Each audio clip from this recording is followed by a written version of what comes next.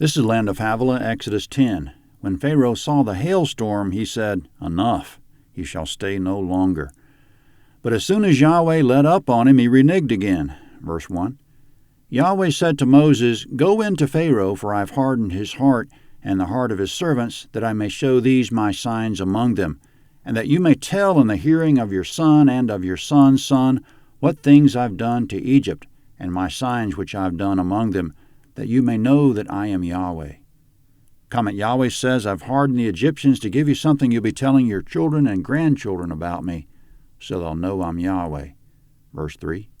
Moses and Aaron went in to Pharaoh and said to him, "This is what Yahweh, the God of the Hebrews, says. How long will you refuse to humble yourself before me?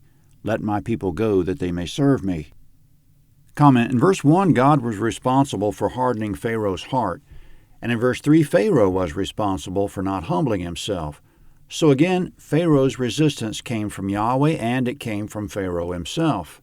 Who made the first move, though? Did God do the hardening first, or did Pharaoh do the refusing first? It's a question that lingers today whenever anyone's proud and unbelieving. What are the origins of that? Is it from God or man? However it comes about, if God hardens someone, he's justified in it. He's good to the core, and the only one who is. Quote, "No one's good except God," Mark 10:18. "Righteousness and justice are the foundation of his throne," Psalm 89:14. Therefore, God's always justified. In that plagues are coming and the Egyptians are refusing to repent, we see a similar scenario in Revelation. God will send plague after plague during the Great Tribulation, but the world will be hardened and unrepentant. Revelation 9:20 and 21. Moses continues speaking to Pharaoh, verse 4. "Or else, if you refuse to let my people go, behold, tomorrow I'll bring locusts into your country, and they shall cover the surface of the earth, so that one won't be able to see the earth. They shall eat the residue of that which has escaped, which remains to you from the hail, and shall eat every tree which grows for you out of the field. Your houses shall be filled, and the houses of all your servants, and the houses of all the Egyptians, as neither your fathers nor your fathers' fathers have seen, since the day that they were on the earth to this day." He turned and went out from Pharaoh. Comment: coming up, Pharaoh's servants can't contain their frustration with their master anymore. Verse 7. Pharaoh's servants said to him, "How long will this man be a snare to us? Let the men go, that they may serve Yahweh their God. Don't you yet know that Egypt is destroyed?" Comment: that remark could be enough to get them killed. Luckily, coming up, Pharaoh took it well. Verse 8. Moses and Aaron were brought again to Pharaoh, and he said to them, "Go, serve Yahweh your God, but who are those who will go?" Moses said, "We will go with our young and with our old, with our sons and with our daughters, with our flocks and with our herds we'll go, for we must hold a feast to Yahweh." Comment: Pharaoh's half-hearted with his humility. He has it in mind he'll let Israel go, but he wants to attach conditions. When we come to God, it must be in complete submission and servitude. He won't accept us if we attach conditions. We don't say to God, "I'll sit on my throne here and you sit on your throne there, and we'll work something out together." Rather, we get off our throne and bow to his.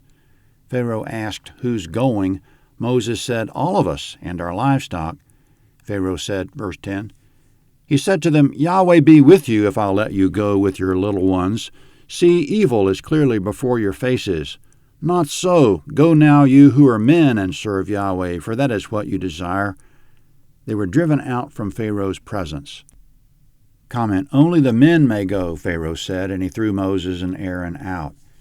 In verse 10, evil Pharaoh called Moses and Aaron evil. Quote, "Woe to those who call evil good and good evil, and put darkness for light and light for darkness, who put bitter for sweet and sweet for bitter." Isaiah 5:20. Verse 12. Yahweh said to Moses, "Stretch out your hand over the land of Egypt for the locusts, that they may come up on the land of Egypt, and eat every herb of the land, even all that the hail has left." Moses stretched out his rod over the land of Egypt, and Yahweh brought an east wind on the land all that day and all night. And when it was morning, the east wind brought the locusts. The locusts went up over all the land of Egypt, and rested in all the borders of Egypt.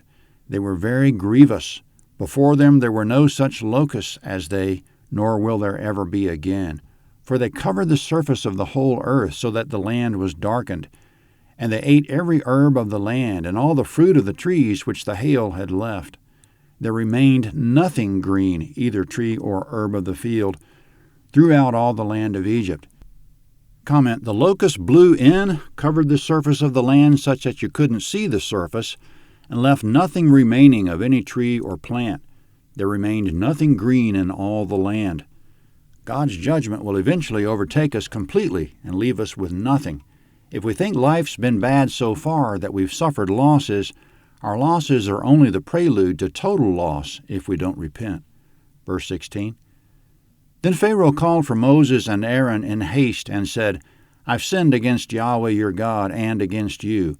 Now therefore please forgive my sin again and pray to Yahweh your God, that he may also take away from me this death. He went out from Pharaoh and prayed to Yahweh. Yahweh turned an exceeding strong west wind, which took up the locusts, and drove them into the Red Sea. There remained not one locust in all the border of Egypt. But Yahweh hardened Pharaoh's heart, and he didn't let the children of Israel go. Comment, Pharaoh repented, and after there were so many locusts, there remained not one locust. But every time Pharaoh repents, God takes the pressure off, which means Pharaoh never really repented in the first place. We must stay repentant when the pressure's off.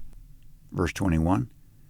Yahweh said to Moses, Stretch out your hand toward the sky, that there may be darkness over the land of Egypt, even darkness which may be felt. Moses stretched out his hand toward the sky, and there was a thick darkness over all the land of Egypt for 3 days.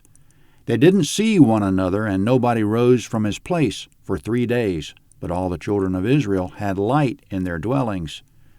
Comment, there were 2 amazing things, supernatural darkness all over Egypt, which was the 9th plague, and supernatural light inside the houses of the Israelites.